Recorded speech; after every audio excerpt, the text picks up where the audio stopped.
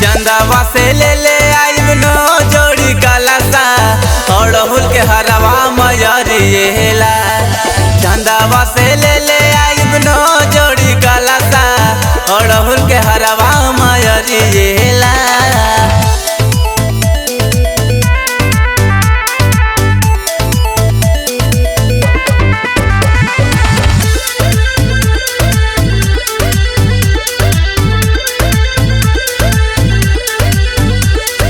गंज से ले आई फलवा हो कलशाला 9 गो नरियलवा हो। और रांची से ले आई जाके फूलवा सुनी झूलेला हो सोनामा के झूलुआ। कि पंडित जी से लिस्ट बनवाई ले हम जाके हो पूजा के तैयारीला।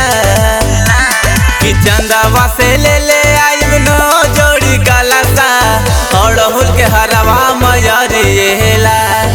चंदावा से ले आइब नो जोड़ी कलसा अड़हुल के हरवा मयरिएला। जोड़ी कलसा अड़हुल के हरवा मयरिएला।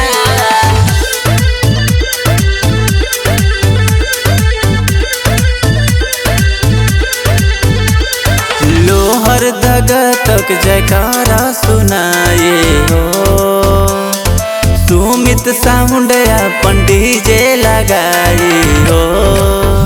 और सुधीर सागर गोहराई सुन माई सोझा रजी लगाई। कि तू माता से ले हल के सड़िया माई के पूजहियाला।